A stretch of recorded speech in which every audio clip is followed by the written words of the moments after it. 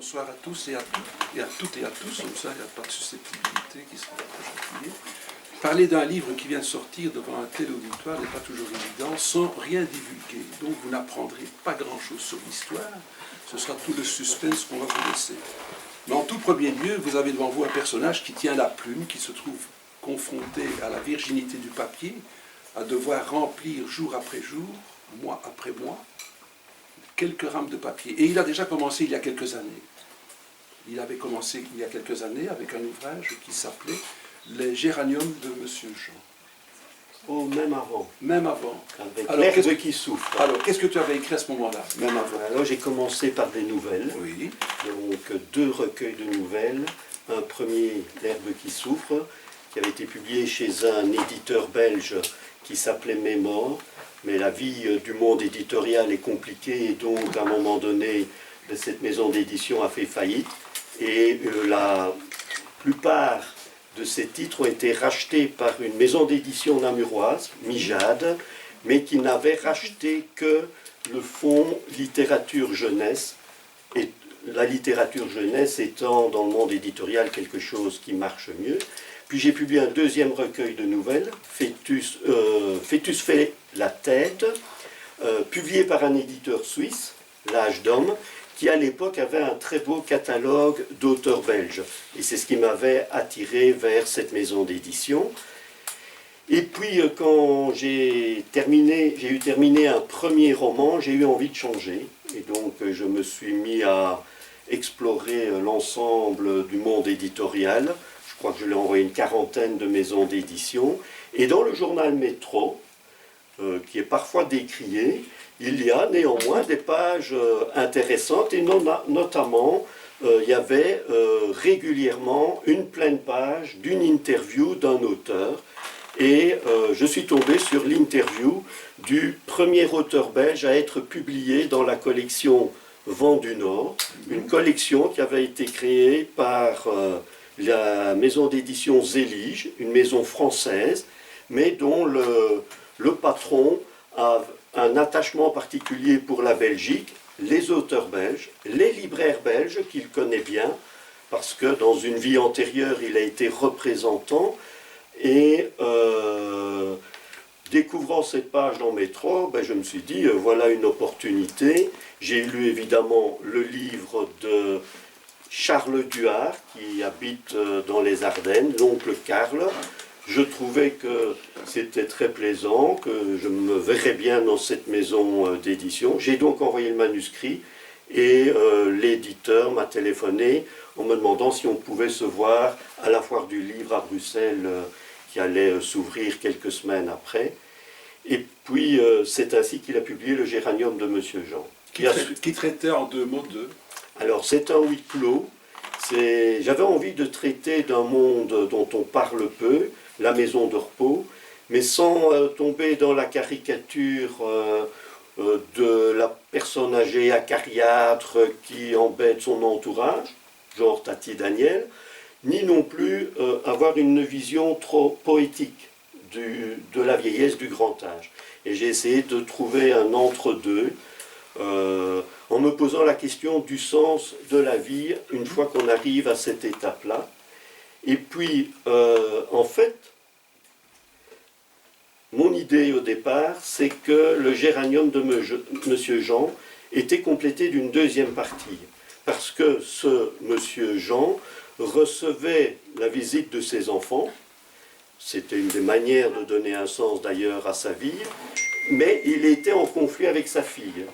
Parce que la mère, l'épouse de Monsieur Jean était partie en Amérique latine et avait disparu en Amérique latine, et sa fille ne lui avait jamais tout à fait pardonné de laisser partir leur mère en Amérique latine. Et mon idée, c'était... Amérique latine. Donc vous voyez, il y a déjà des petites choses qui vont se pointer. Et mon idée, c'était de... Bonjour. C'était d'avoir une deuxième partie au géranium de Monsieur Jean. Mais alors, arrivé à la fin de la première partie, je changeais complètement de registre. Je passais d'un personnage masculin âgé à une jeune femme trentenaire très dynamique. Je passais d'un huis clos à ce que moi j'appelle un Sierra Movie, donc comme il y a des road movies, sauf qu'ici ça se passe dans les Andes, d'où Sierra, et donc tout le contraire d'un huis clos, là ce sont les grands espaces andins, et donc je me suis dit c'est pas possible, en fait c'est vouloir mettre deux livres dans le même, et donc j'ai arrêté le livre de Monsieur Jean à cette étape-là, mais je suis resté quand même avec l'envie non réalisée de faire partir Pauline dans les Andes. Ceci dit, les choses ne sont jamais aussi simples que ça. Entre-temps... Il a son travail entre-temps, parce qu'il travaille. J'ai mon travail, il y a la famille, il y a différents plaisirs de la vie, il y a... Voilà. Et l'éditeur avait envie de publier un autre livre. Je lui avais parlé de l'Hirondelle des Andes, qui ne s'appelait pas du tout comme ça à l'époque. Mais voilà, je n'arrivais pas à terminer ce roman. Par contre, j'avais des nouvelles. Et donc, autour d'un thème, d'un même thème, à savoir les pères. Et donc, alors qu'il n'était pas très chaud pour la nouvelle, il faut savoir que les recueils de nouvelles se publient moins que les romans. Et donc, finalement, comme il attendait un manuscrit, il a accepté de prendre Papa, qui est sorti entre les deux. Et puis voilà, j'ai continué en attendant, prenant un peu plus de temps pour l'Hirondelle des Andes, qui est maintenant... Vous vous rendez compte, c'est un auteur qui exprime, qui parle. C'est un des rares auteurs belges qui sait parler de quelque chose. Parce qu'il y en a d'autres qui savent écrire, il y en a beaucoup qui savent écrire, mais ils ne savent rarement s'exprimer. Mais j'espère que j'écris... Ça, c'est une première chose, parce qu'entre-temps, il a un regard assez incisif sur la littérature belge, et tu écris aussi pour Le Carnet et les Instants. Peux-tu nous parler un petit peu de cette petite passion aussi, de la critique littéraire? C'est vrai que la littérature belge m'intéresse beaucoup, que maintenant j'ai fait pour Le Carnet et les Instants, qui est la revue de la promotion des lettres de la Fédération Wallonie-Bruxelles. Il faut savoir qu'elle est gratuite, mais en plus, là aussi pour des raisons économiques, avant les recensions étaient dans la version papier, pour des raisons économiques, maintenant c'est passé sur un site, et donc vous pouvez lire, si la littérature belge vous intéresse, ou si vous voyez passer un livre belge, les recensions se trouvent sur le site du Carnet et les Instants, et par ailleurs, il y a cette revue qui continue, mais alors plus autour d'articles thématiques, autour de dossiers, et notamment je suis en train de travailler un dossier sur les clubs de lecture. Et notamment, c'est l'occasion de le dire, le club de lecture Synopsis, qui est organisé par la librairie Papyrus en partenariat avec le cinéma Cameo. Le principe étant que les lecteurs, spectateurs, vont voir un film qui est une adaptation récente d'un livre. Un livre en général qu'on trouve en livre de poche, puisque le temps qu'il ne passe en adaptation, il a été publié en livre de poche, et on découvre quantité de films qui finalement, dont le scénario vient d'un roman. Là, c'est une étude déjà très technique, alors ça. Non, parce que justement, je crois qu'on s'interdit toute analyse technique. On vient en lecteur passionné de littérature. Dans le groupe, il y en a qui sont plus intéressés par le cinéma, mais c'est justement la rencontre des deux points de vue sur une histoire qui est identique, mais dont le traitement est très très différent.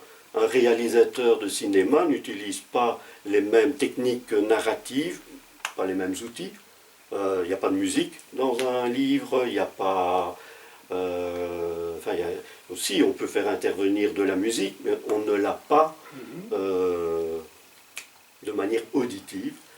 Quoique, à mon avis, dans un avenir qui, à mon avis, ne doit pas être si lointain que ça, on aura un jour ce qu'on appelle de la réalité augmentée. Et donc, on pourra lire son livre et... en scannant avec son smartphone, pouvoir avoir la bande-son du livre. On l'a déjà pour certaines bandes dessinées. Moi, je rêverais de pouvoir le faire. En plus, ça s'y prête. On pourrait avoir de la vidéo avec ce livre-ci. avec des magnifiques paysages andins. On pourrait avoir des rencontres de personnages qui m'ont inspiré, même si après il y a une partie de fiction. Il pourrait y avoir une bande-annonce. Je fais à un moment donné, je transcris la chanson d'une chanteuse, Fred Vargas. Ben voilà, on pourrait avoir un extrait de la chanson, on pourrait avoir de la musique andine, enfin c'est à l'infini. On pourrait avoir les photos que moi j'ai faites quand j'ai fait... à l'époque c'était pas du repérage parce que j'avais pas du tout l'idée d'écrire ce roman quand j'ai été au Pérou, mais j'ai fait des photos où on me voit dans un âge que j'ai oublié quasiment, où j'étais avec une barbe, avec encore un peu plus de cheveux et en tout cas pas gris, mais ça pourrait être en réalité augmenté. Ça m'étonne d'ailleurs que ça ne se soit pas encore fait, alors que le monde de la BD le fait, mais je pense qu'il faut y amener une qualité. On ne peut pas faire ça en amateur, en bricolant quelque chose. Voilà, il faut que techniquement ce soit une vraie création et pas un bidouillage. Alors venons justement à cette époque où tu avais des longs cheveux, une grande barbe, où tu étais au Pérou, dans une autre vie antérieure. Que découvres-tu en arrivant au Pérou? Quel est le but de ta mission pour commencer? Oui, je pense que ce que je découvre est fort lié aux circonstances dans lesquelles je suis allé. J'y suis allé comme journaliste au Ligueur, comme ma collègue Thérèse Jeunejean, qui est de la région, a fait aussi de nombreux reportages, où avec des ONG, on avait l'occasion d'aller découvrir leur travail sur le terrain. Et je suis parti en 94, donc vous voyez le temps qui a passé depuis. En 94, je suis parti au Pérou avec l'ONG Entraide et Fraternité, en ayant la chance d'accompagner le responsable de projet, qui m'a laissé une grande autonomie.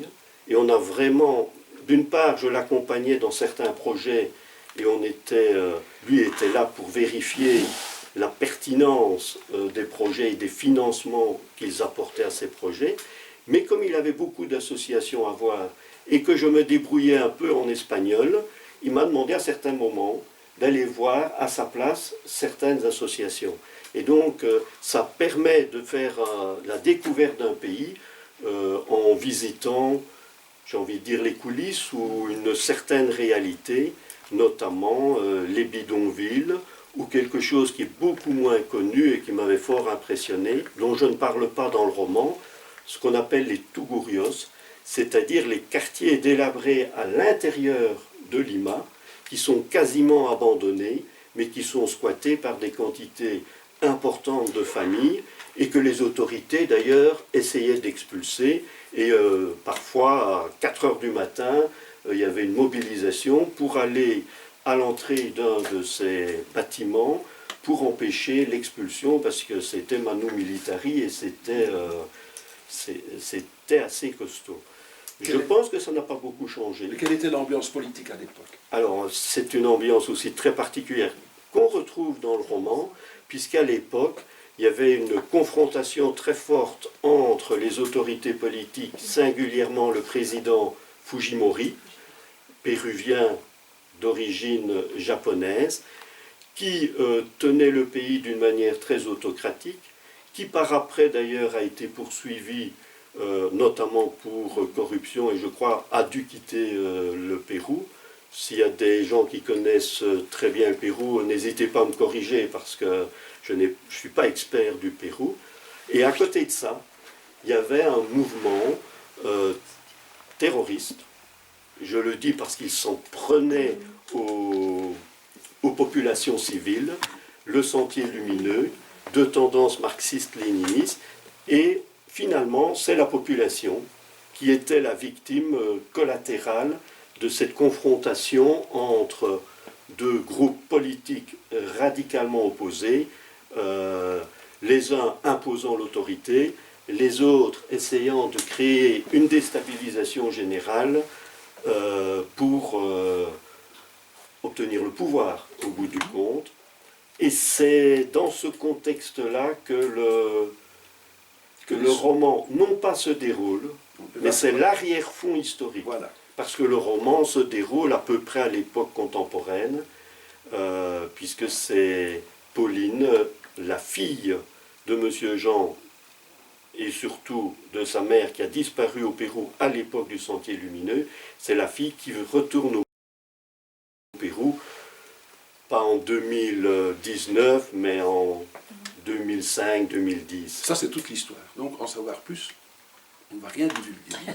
Elle retourne... Oui, mais ça c'est dit ici de toute façon. Voilà. Et moi, je ne tiens pas à divulguer davantage. Oui, parce que j'ai dit à Willy, le livre est sorti il y a 15 jours, 3 semaines. Non, mais j'ai été libraire aussi. Et un libraire, c'est quoi? C'est quelqu'un qui prend une ligne, qui met un petit verre au bout de la ligne et qui va vous le tenter comme ça. Oui, vous êtes les poissons donc. Hein, voilà, des poissons. Donc, il y a des choses. Maintenant, je vais aborder... Willy était libraire à la Côte dans une librairie historique qui s'appelait la librairie Cormont. Et depuis, il n'a pas lâché la littérature. Et moi, j'ai tendance à, il ne le sait pas, c'est la première fois que je vais le dire, à l'appeler le blogueur fou. Parce qu'il anime des blogs littéraires, oui, notamment Les plaisirs de Marc Page. Marc Page. Et l'autre, la bibliothèque Duras. Et il a aussi lancé des rencontres littéraires. On appelle causerie avec. Donc on vient causer, on ne vient pas raconter un ouvrage, mais on vient causer. Et puis déjà Pierre est venu aussi. Et alors on fait des dîners littéraires. Des dîners littéraires. Dans un restaurant corse. Et on appelle ça les roulades littéraires corsées. Oui, essayez de l'explication. Roulade littéraire, ok. Corsé un oui, peu. Un restaurant corse. Mais roulade... pourquoi pas? Parce que tu roules ta bosse. Pourquoi pas? Enfin, ici, on s'amuse très bien, on lit beaucoup. Mais je suis très, très, très strict. Je ne lis pas beaucoup. Je ne lis pas beaucoup. Je hume beaucoup de choses. Un livre... Écoutez, le boucher du coin ne mord pas dans chacun des morceaux de viande qu'il expose dans sa vitrine. Mais il connaît son fermier, il connaît le chevilleur, il connaît où c'est abattu. Donc il y a une certaine confiance qui existe entre, je veux dire, moi et peut-être l'auteur. On sait qu'il est fiable. Ça, c'est déjà très important. Oui, ceci dit, moi je tiens à dire que tous les livres dont je fais la recension, que ce soit pour le Carnet des Instants ou avant j'avais une rubrique de littérature belge dans le Ligueur, j'ai toujours lu intégralement les livres, parce que d'abord j'ai du mal à lâcher un livre. Une fois que je l'ai commencé, je vais jusqu'au bout. Voilà, je sais... Ah non, moi je ne suis pas comme toi. Mais je ne lis pas beaucoup. Un bouquin qui me barbe après 25 pages, je suis désolé, j'en ai 48 autres qui m'attendent chaque semaine, qui arrivent, donc non, désolé, mais c'est comme ça. Par contre, ce qui me fait frissonner, c'est quand au hasard, c'est comme dans une dégustation ouverte. Vous avez des bouteilles qui sont ouvertes, vous faites une dégustation et vous goûtez. La bouteille est déjà ouverte, vous arrivez déjà à la moitié de la bouteille, mais vous dégustez. Si on vous sert un petit mets, un petit plat avec, tout ça a son importance. Mais je veux dire par là qu'un livre bon, un bon livre, je suis désolé, mais vous l'ouvrez n'importe où, il est bon. Et parfois le hasard des choses fait que vous ouvrez un bouquin, vous tombez toujours sur une belle phrase. Ça, c'est déjà un de mes premiers frissons. Alors, il faut savoir que Michel vient de raconter un petit peu son parcours, les premières nouvelles, un premier roman que je découvre, un deuxième roman que je découvre, avec une écriture typée. Mais alors, ici, il y a un revirement du personnage, il y a un revirement dans l'écriture, je ne sais pas ce qui s'est passé chez lui, où il a été pendant les 2 dernières années, mais il y a une conception de l'écriture tout à fait différente, que j'ai déjà rencontrée dans un auteur que vous connaissez peut-être, qui est Maxence Fermine. Maxence Fermine est le personnage qui va vous faire transcender avec 4 mots. Hein. Il a écrit notamment Neige, il a écrit Le violon noir, il a écrit L'apiculteur, donc auteur à découvrir. Je ne sais pas si vous découvrez Maxence Fermine. Or, j'ai lu Neige, oui, et L'apiculteur. Voilà. Or, ici, dans un récit qui va se passer dans un endroit qui est rude, avec une recherche éperdue de cette jeune femme, à un moment donné, c'est ça que j'ai repris un petit peu le texte, vous allez sentir comme ça, je ne vais pas faire voler ses cheveux, il n'en a pas, mais il y a un souffle qui est là, il y a toujours shri-shri, shri-shri, shri-shri. Et elles plongent vers la surface de l'eau qu'elles frôlent de leurs ailes et de leur bec, tandis qu'un chant lointain accompagne leurs acrobaties aériennes. Shri-shri, shri-shri, shri-shri. L'une d'entre elles s'intéresse à Pauline, virevolte autour d'elle. Elle frôle la jeune femme à plusieurs reprises. Pauline sent le souffle de son vol dans ses cheveux, puis l'inattendu se produit, l'oiseau se pose délicatement sur une épaule, adoucit son cri, siffle ses confidences à l'oreille de la jeune femme. Frissonnant, parce qu'on fait un bond en arrière, et l'oiseau, nous sommes une accumulation d'existence. Je suis trop rempli du passé, celui-ci a sédimenté mes cellules et les strates floues de ma mémoire. Nous sommes tous nés d'histoires qui nous ont précédés, les racines sont restées les mêmes, les émotions sont restées les mêmes, la tristesse face à la souffrance, les mêmes joies face aux beautés du monde, la même colère quand jaillit l'injustice. Je me sens fréquemment coupable et incapable. On devrait pouvoir mener plusieurs combats de front, mais qui peut faire cela? Et pour honorer sa promesse, la promesse faite à son père, la jeune fille est au pire. Mais d'où vient cette idée un petit peu de mêler deux récits dans deux écritures différentes, mais d'une légèreté extraordinaire au niveau poésie? Parce qu'il y a énormément, c'est une écriture poétique, alors que les faits sont très rudes, qu'on ne rencontre pas dans les deux précédents ouvrages. Es-tu conscient de ça? Tu m'en avais un peu parlé au téléphone, qu'il y avait eu un changement au niveau de l'écriture. Je pense que ça s'est fait inconsciemment. Par contre, les deux niveaux narratifs, il y avait ça déjà dans Monsieur Jean. Et ça, c'est un plaisir qu'on cherche dans l'écriture. Un peu comme le musicien avec les sons, avec le sculpteur avec la matière. On a envie de travailler la langue et de jouer sur différents niveaux narratifs. Ça permet aussi de rompre une certaine monotonie. Ça permet aussi de jouer sur les temps, parce que ces deux niveaux narratifs, ici, c'est sur deux époques différentes. C'est une manière différente, par exemple, d'amener un flashback qu'on amènerait au cinéma. On aurait pu imaginer une voix off. C'est aussi une autre manière d'amener une autre narration. Un auteur que j'ai beaucoup lu en écrivant L'Hirondelle des Andes, et peut-être que c'est ça aussi, que l'écriture évolue, c'est sous l'effet des lectures que l'on a, ça n'étonnera pas ceux qui suivent la littérature latino-américaine et singulièrement péruvienne. J'ai lu presque simultanément à l'écriture des ouvrages de Mario Vargas Llosa. Or, cet auteur a inventé littéralement un truc narratif. Je ne sais pas comment il fait. Ce sont des dialogues qui se passent à des lieux différents, entre des personnes différentes, parfois des époques différentes. Tout ça se passe dans le même chapitre, et vous comprenez. Vous comprenez que vous êtes sur des niveaux différents, alors qu'il n'a pas mis d'indication. C'est mélangé, c'est imbriqué, c'est extraordinaire comment il parvient à faire ça. Et j'ai retrouvé ça dans plusieurs de ses livres. Alors, je n'ai pas essayé de le faire ici, peut-être parce que ça ne s'y prêtait pas ou que je ne l'ai pas senti. Mais voilà, ça aussi, ça fait partie du plaisir de l'écriture, c'est d'explorer d'autres manières d'utiliser la langue française. Pour le moment, je lis beaucoup les auteurs haïtiens et les auteurs québécois. C'est extraordinaire l'utilisation qu'ils font des mots. Ils ont une inventivité au niveau de la lexicologie, mais ça c'est quelque chose que j'aurais envie de faire. Ici je l'ai fait un peu, il y a des mots qui sont inventés, même que l'éditeur a voulu corriger. Par exemple, là je peux le dire, je ne dévoile pas l'intrigue, il y a une scène où Pauline se maquille, et à un moment donné, je parle de masquillage et plus de maquillage. Mais masque, il y a un jeu de mots. Là.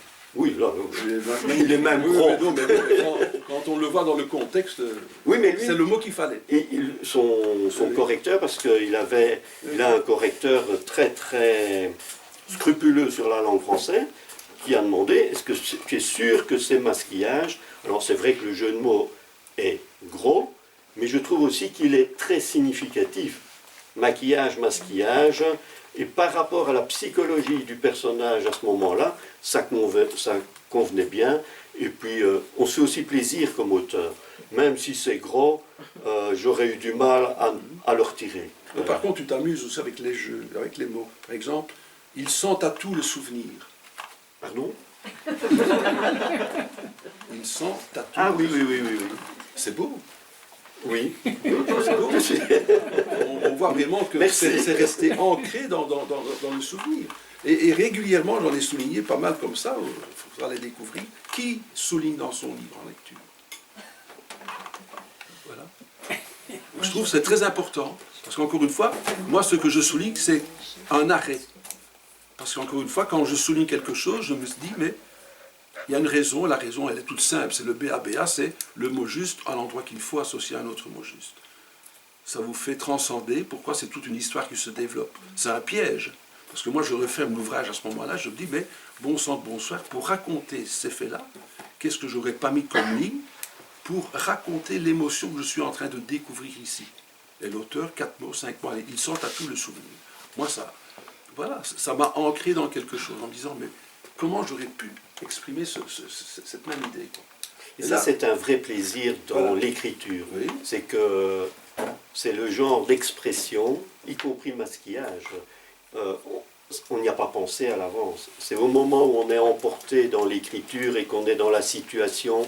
Par exemple, cette scène de maquillage, j'aurais presque dû la jouer, mais c'est en étant imprégné là-dedans qu'à un moment donné, les mots vous rattrapent, la langue vient vous suggérer des choses, et là, alors, c'est là qu'il y a un vrai plaisir d'écriture de cette matière qui est la langue française, mais que je retrouve en lisant. Voilà, je parlais des auteurs haïtiens qui ont des audaces incroyables. Quand je les lis, oui, j'ai un plaisir à découvrir ces auteurs. Il y a un petit passage très personnel qui m'a fait frissonner, et là, j'ai une question vicieuse à te poser par après. Elle découvre une Firebird 1969 qu'elle va emprunter pour partir. La question piège, est-ce qu'elle était customisée? Non. Pas dans mon esprit. Alors il y a une coquille. Parce que je l'ai dit. Non. Ah. Et donc si elle n'est pas customisée, tu dis qu'à un moment donné, elle va fouiller dans la boîte à gants et qu'elle prend un CD.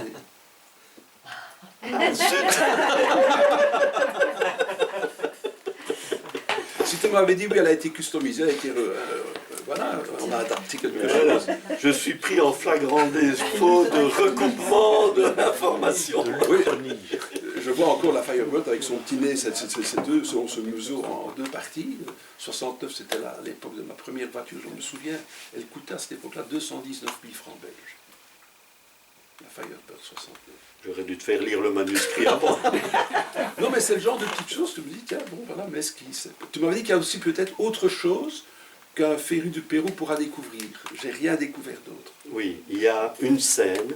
La plupart des faits sont authentiques, correspondent à la réalité. Il y a une scène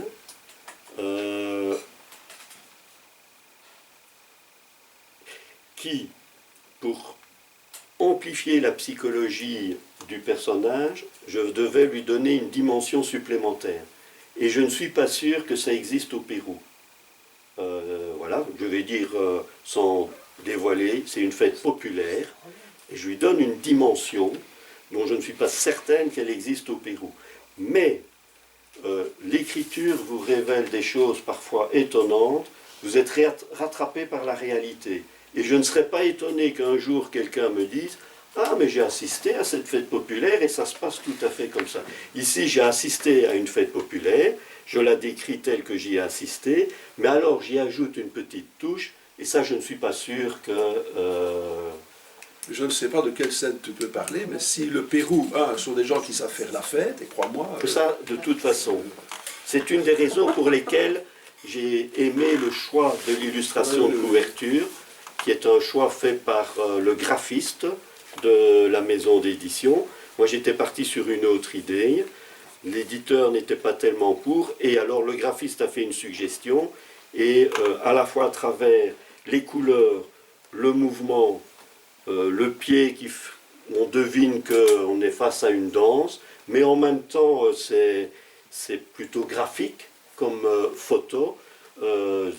Ça m'a beaucoup plu. Avec la dimension féminine, parce que c'est essentiellement un roman féminin, les personnages, le personnage principal et les personnages qu'elle va rencontrer sont très majoritairement des femmes, évidemment péruviennes, mais pas que. Et alors, il y a 2-3 hommes qui interviennent. Mais les machos, les porteurs de vierges, par exemple. Oui, mais eux n'ont pas un rôle fort important. Non, mais enfin, au Pérou, c'est très... Oui, je ne suis même pas certain qu'ils soient machos. Oui, ils aiment bien. Les femmes sont d'un côté, les hommes portent. Oui. Oui. Mais il y a, par exemple, c'est très typique aussi. Il y a l'intervention d'un archéologue belge, parce qu'il faut savoir, et là c'est inspiré par la réalité. Il y a des missions d'études, et notamment il y a un archéologue bruxellois qui mène des recherches approfondies au Pérou. Je ne l'ai jamais rencontré.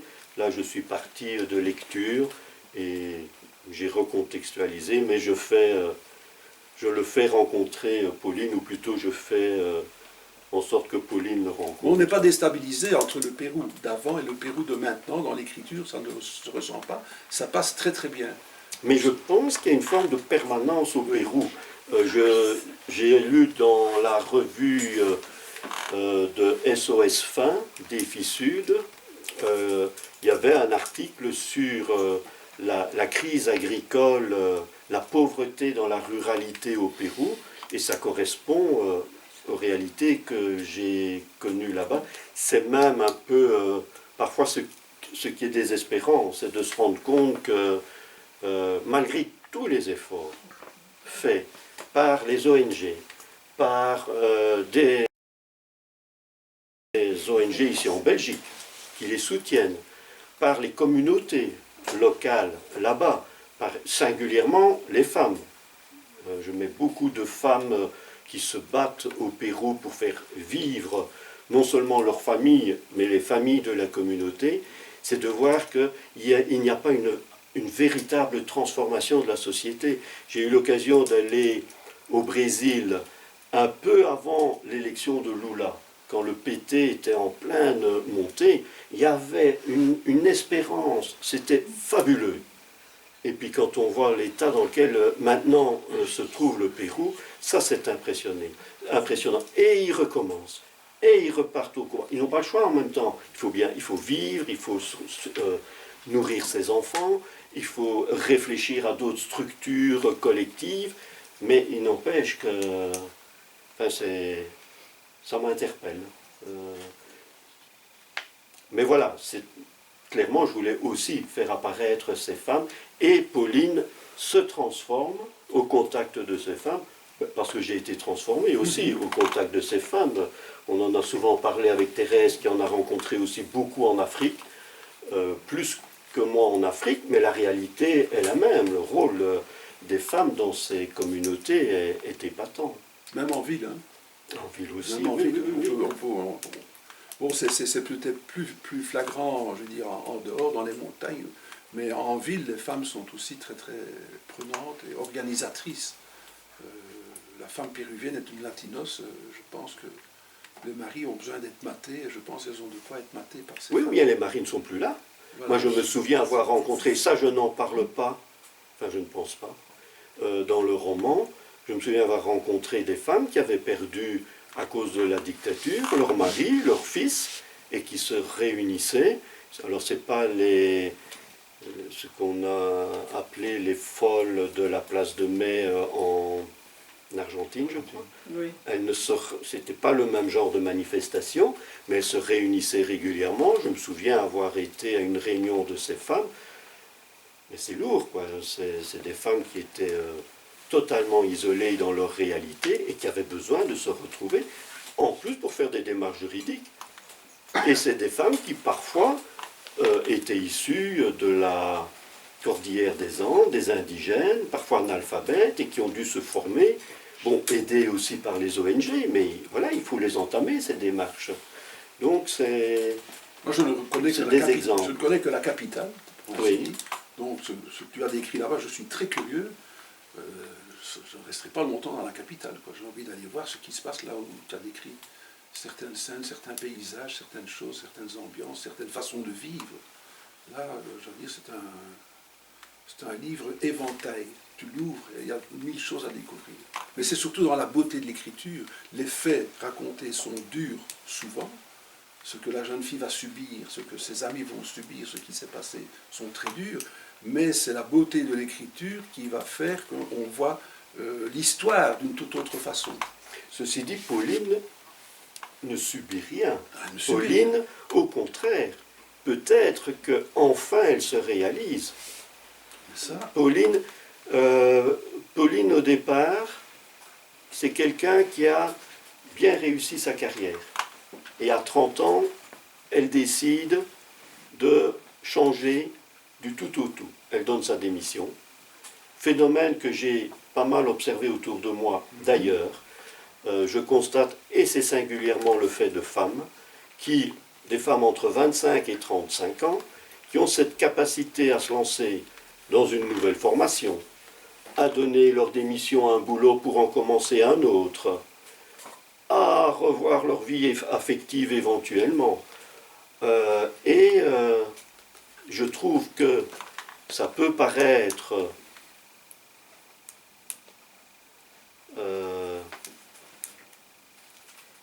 moi je trouve que c'est très courageux. En même temps, c'est pas évident. C'est se mettre dans des situations à risque. Mais j'en parlais avec quelqu'un ce midi. C'est peut-être un des effets du féminisme avec cette nécessité de se réaliser. Alors la dame avec qui j'en parlais me disait « Oui, mais c'est peut-être aussi parce qu'on a été coincé pendant des années dans des rôles. » Et je lui disais « Mais les hommes aussi sont coincés dans des rôles.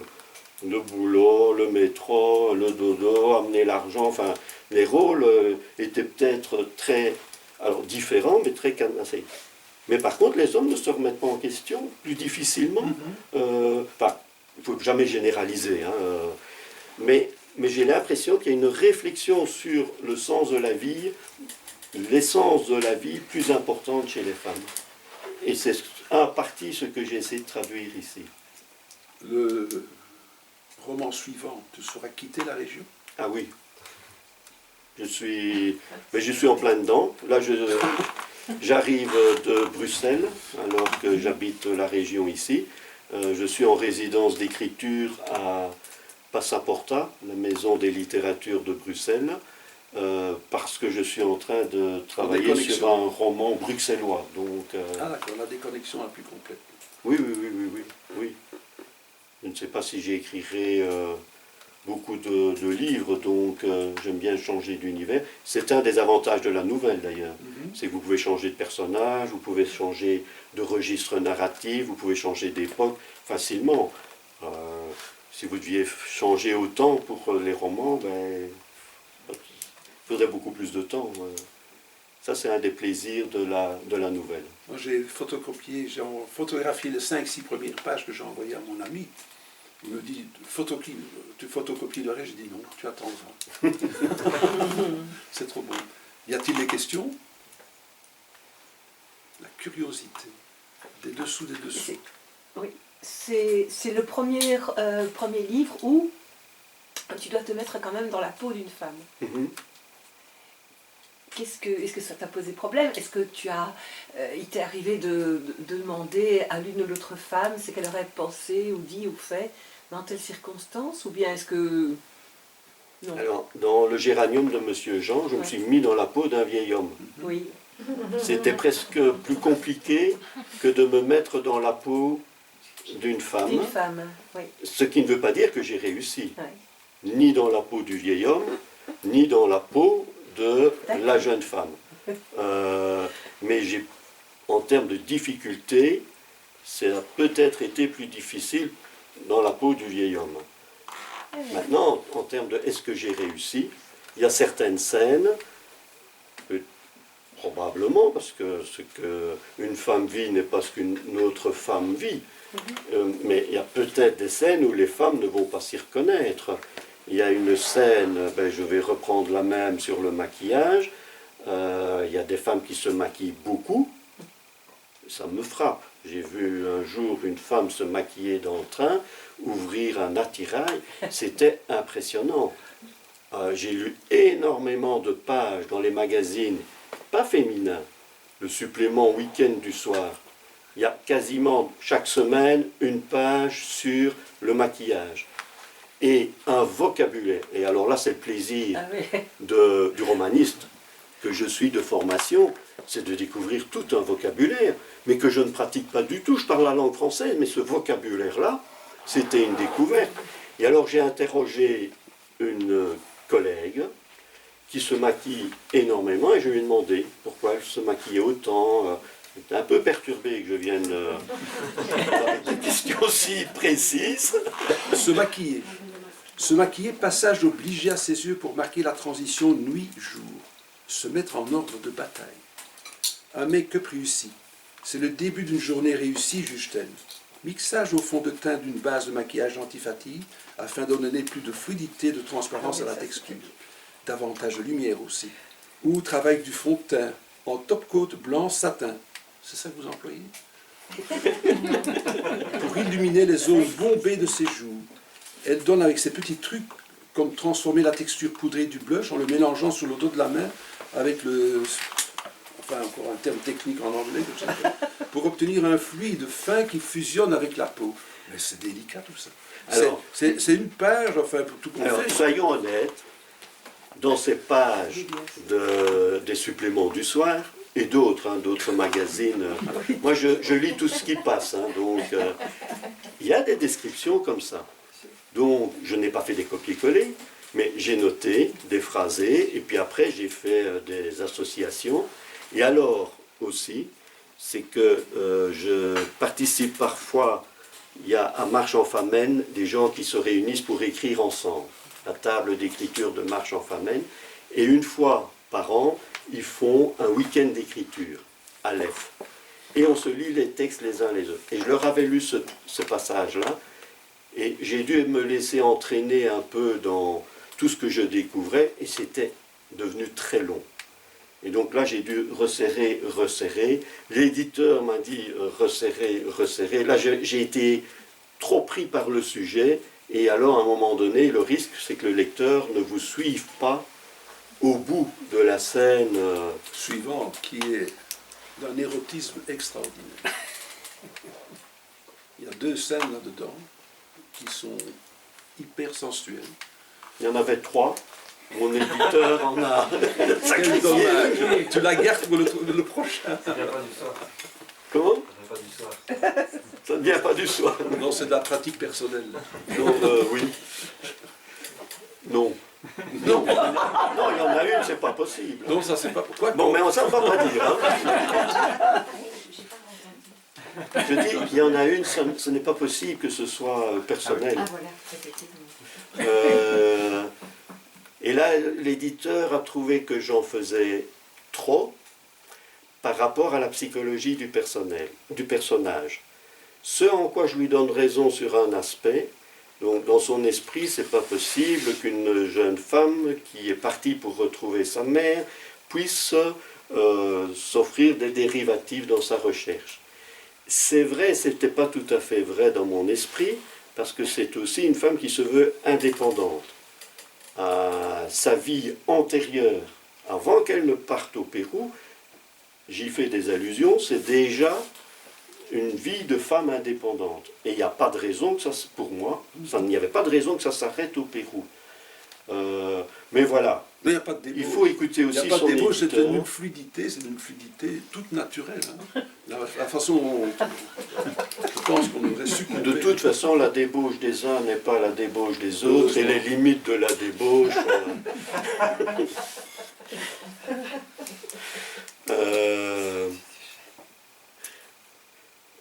Bon, maintenant, voilà. Maintenant, il faut que c'est toi qui dois rebondir. Moi, il n'y a pas de souci. Hein. La seule chose que je puisse vous recommander, c'est de ne pas commencer par la fin, quoique, il y a des petites choses à la fin qui vont vous désarçonner. Et pour les comprendre, il faut démarrer par le début, et là, dès le début, vous avez pris, par page, à pouvoir découvrir des petites choses, à les souligner comme moi j'ai fait. Et là, le carnet de voyage, quand on découvre ce carnet de voyage, qui est là, vous allez prendre des notes, et beaucoup de notes. Les notes me font penser, quand j'étais libraire, une petite histoire tout à fait indépendante de ça, mais ça me fait penser au carnet. Vous aviez les bonbonnes, les bonbons de mon âge qui venaient avec les petits-enfants. Tous les 2 jours, un nouveau livre. Je dis, mais écoute, gamin, est-ce que tu as joué avec ton livre? Joué avec mon livre, monsieur? Qu'est-ce que vous voulez? Mais je dis, écoute, le meilleur jeu que tu puisses faire, c'est quand tu lis avec bon papa ou bonne maman et que tu leur demandes enthousiasme. Et que tu leur demandes d'écrire pour voir s'ils l'écrivent sans faute. Ah, on sait jouer comme ça. Je dis, ou bien, est-ce que tu penses qu'ils connaissent ce mot-là? Je dis, à mon anglais. Ah, bonne question, monsieur. Donc, les enfants, quand ils butaient maintenant sur un mot, donc c'est qu'ils regardaient, ils voulaient taquiner un peu les grands-parents, ils découvraient des choses. Et je leur disais, écoute, avant de refermer le dictionnaire, tu recopies dans un petit carnet le petit mot en question, mais tu recopies celui avant et celui après. Ça, c'est un truc que j'avais appris ici un peu plus loin à l'école normale à Malone. Et quand tu as une rédaction à faire, tu secoues simplement ton petit carnet et tous les mots justes vont tomber. Parce qu'il ne va pas être à la recherche de phrases immenses. Les mots qui veulent dire quelque chose seront là. Eh bien, je dois dire, je me suis bien amusé pendant des années où les gamins venaient me montrer un carnet. Puis après 1 an, 2 ans, le 2e carnet. Et les parents me disaient, en tout cas, monsieur, on a essayé de le faire lire. Hein. Et depuis ce truc-là, il nous ennuie, entre guillemets, parce qu'il n'arrête pas de demander. Ça veut dire quoi, ça? Ça veut dire quoi? Donc, il s'était arrêté à savoir ce que c'est que lire et de comprendre le mot. Ça, c'est une passion. On ne va pas rencontrer ça chez toi, on les comprend bien, mais ce sont les frissons qu'on va découvrir dans ton écriture. Et c'est aussi des mots que parfois je découvre. Voilà. Sur cette question du mot, c'est aussi essayer de créer la fluidité pour ne pas nécessairement s'y arrêter. Alors, soit le lecteur a envie d'en connaître le sens précis et donc va soit sur son smartphone, soit dans son dictionnaire, mais il doit pouvoir continuer sa lecture et ne pas être arrêté par un mot qui rendrait l'expression du passage incompréhensible. J'ai découvert par exemple que certains romans québécois, avec beaucoup d'expressions québécoises, singulièrement un qui est sorti cette année d'un certain Kevin Lambert qui cartonne au Québec, qui a été publié au Québec sous le titre « Querelle de Roberval », vient d'être republié en France chez un autre éditeur sous le titre « Querelle ». Mais le livre a été adapté en français de chez nous. Voilà. Eh bien, j'ai découvert qu'il y avait tout un débat sur cette question de la traduction du français du Québec. Et je trouve ça très dommage. Je fais partie des partisans de ceux qui disent qu'il ne faut pas toucher à ce français, c'est du français. Et moi, je l'ai lu, j'ai eu la chance de le lire dans l'édition québécoise, je n'ai pas eu de problème fondamentaux de compréhension. L'auteur nous amène dans son histoire, il nous emporte et on comprend. Alors évidemment, parfois, on se dit ça doit vouloir dire ça, et peut-être qu'on se trompe, mais ça n'empêche pas de continuer. Et je trouve qu'avec des mots moins connus, c'est aussi ce qu'il faut essayer de faire. Alors il ne faut pas multiplier, parce qu'alors ça pourrait même devenir un peu pédant, mais de temps en temps, moi, en tout cas comme lecteur, j'aime bien avoir un mot qui me surprend, d'autant plus que parfois avec les assonances, avec le champ sémantique, parfois avec l'étymologie, on peut reconstruire le sens du mot. Et alors, parfois, c'est le plaisir d'inventer. Là, c'est par exemple, je vous dis, chez les Africains, il y a, et pourtant des choses basiques, hein, des verbes qui n'ont pas le substantif qui correspond chez nous, et eux, hop, ils le mettent. Et c'est un truc que j'ai envie de faire plus. Parce qu'on surprend le lecteur, on se surprend soi-même. Évidemment, dans des dialogues, c'est plus compliqué. Parce que, par définition, le personnage qu'on fait parler ne va pas avoir, dans le flux de la discussion, ce genre de créativité. Ou alors, peut-être, tout d'un coup, je suis en train de me dire, mais pourquoi pas, après tout, Michel, tu pourrais inventer un personnage dont la typologie, la psychologie, ce serait d'inventer. Ce serait un peu un poète fou, comme ça, d'aujourd'hui, qui trufferait son français d'invention. Oui, finalement, pourquoi pas. Des écrivains fous, il y en a, hein. Mais pourquoi pas. Michel, je te remercie beaucoup pour l'entretien.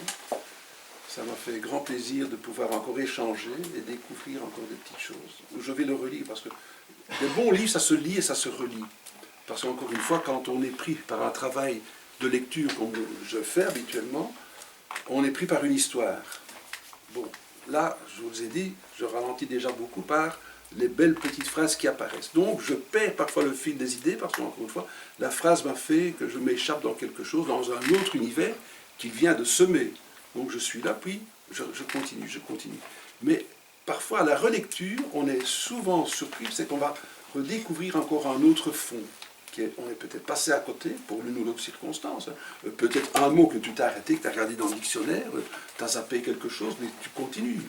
Et là, je dois dire, c'est le genre d'ouvrage où on ne va pas se lasser. C'est la découverte d'un pays aussi, Ah, oui. de certaines traditions, de l'histoire de ce pays, de paysages. Ça, c'est aussi quelque chose d'étonnant dans l'écriture. À un moment donné, je voulais que mon personnage passe par un cimetière. Ça devait correspondre à son évolution psychologique. Et dans la ville où elle se trouve, d'abord je me suis dit, mais est-ce qu'il y a un cimetière? Est-ce que le cimetière n'est pas tout à fait externe à la ville et trop loin? Et donc je fais une recherche et je découvre qu'il y a un cimetière dans cette ville, mais absolument étonnant. Et ça, c'est aussi le plaisir. Quand on explore des choses qui nous sont moins proches, c'est qu'on voyage avec un livre. Et ce cimetière, j'ai découvert alors sur Google des vidéos, la plupart du temps amateurs, de globetrotters qui ont découvert ce cimetière et qui ont, avec leur smartphone, ont fait des vidéos que j'ai retrouvées. Et donc, à partir de là, j'ai fait la visite. Tu peux expliquer, c'est tellement beau, il ne faut pas dévoiler, c'est beau. Expliquer le cimetière. Ben, je trouve que c'était tellement beau. Bon, ben c'est Madame qui est allée au Pérou, peut-être, c'est à Cusco. Je ne sais pas si vous avez visité un cimetière à Cusco. Mais quand on va à Cusco, on n'y va pas pour visiter les cimetières. Il y a tellement de merveilles. Et c'est sur les hauteurs de Cusco. Et c'est un cimetière dans lequel les morts sont placés dans toutes des alvéoles, avec des petits porte-fenêtres. Et les familles viennent mettre des souvenirs du défunt et viennent régulièrement rendre visite à leurs morts, mais en apportant un gâteau, en apportant des choses de la vie de tous les jours. Mais alors, architecturalement, c'est un lieu aussi qui est étonnant, parce que ça ressemble un peu au funérarium avec les urnes funéraires chez nous, sauf que ces fenêtres, c'est vraiment des petites porte-fenêtres, vous en avez vu? Oui, le long des routes aussi, hein, Oui, il y a oui. plein de petites Stèles comme ça. tombes, de petites stèles où ils mettent des fleurs, mais tout le long des routes. Ah oui, oui. Mais ici, c'est tous les murs, Aussi. et au centre du cimetière, il y a par exemple une espèce de colombier, et c'est à nouveau, Et comme du cimetière on voit la ville, je trouvais qu'il y avait là un rapport entre la vie et la mort, comme c'est assez présent aussi dans ce roman, où contrairement à Monsieur Jean, c'est plus ici la vie qui l'emporte que la mort, mais je trouvais qu'il y avait moyen symboliquement jouer sur la force de l'image de ce cimetière qui était presque une ville en duplicata de la ville de Cusco. Voilà. C'est ce que vous dites, c'est vrai. C'est même triste à voir parce que c'est là où il y a eu des accidents. Et comme ils conduisent comme des cow-boys, on en voit énormément. Hein. Mais c'est vrai, c'est très marquant. Mort, là où un accident, Oui, oui. ils font des petites chapelles. C'est incroyable, oui, c'est vrai ça. Oui, ça Il y en a maintenant, beaucoup. je me souviens. Question, petite question. Je vais passer avec les billets d'avion pour aller au Pérou. Ça donne envie, oui. Moi, j'ai été une fois, je n'ai rien vu de tout ça. Pourquoi? Parce que j'ai été plutôt sur Lima. Je suis resté 2 semaines à Lima. J'ai été voir une île pleine de guano un peu plus au sud, d'accord, mais... Je te conseille néanmoins le musée qu'elle va visiter à Lima, Oui, qui est c'est- le seul dont je parle, J'ai noté déjà. J'ai déjà été et voir qui ça. mérite le détour. Il est assez unique au monde. Enfin, non, peut-être que je m'avance en disant unique au monde. Mais en tout cas, il est particulier. Mais je n'aurais peut-être pas dans ma chambre ou la rencontre que la jeune femme va faire non plus. Ça, je ne pense pas. Je ne suis pas sûr que quelqu'un ait un jour vécu cette rencontre.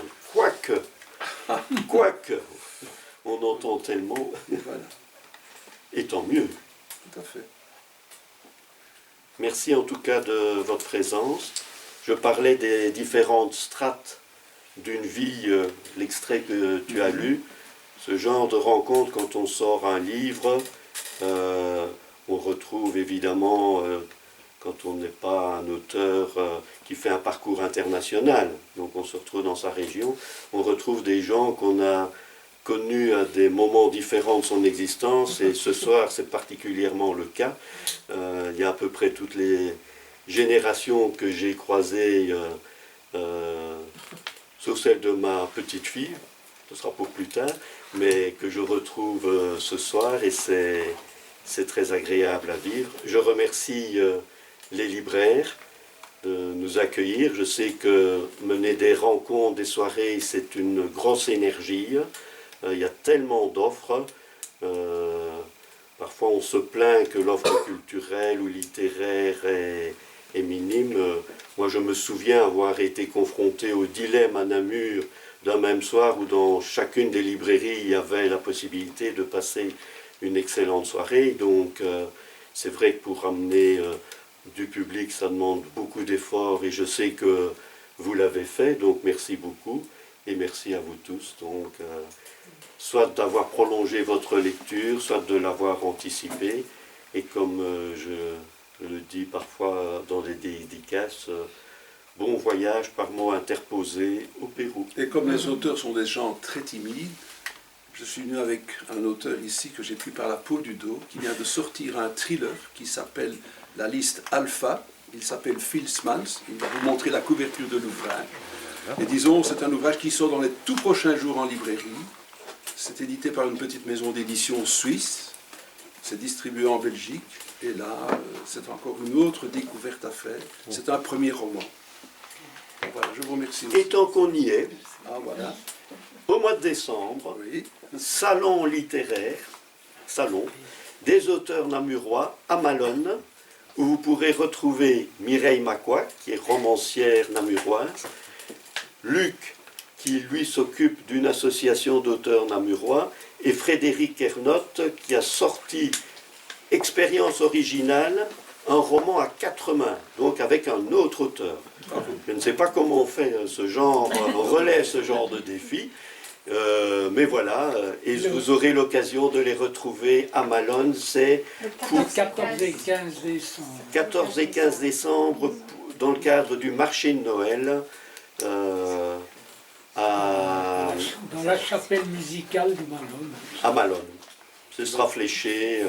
Et là, il y a une quarantaine, cinquantaine d'auteurs qui vous attendent avec plaisir. Merci.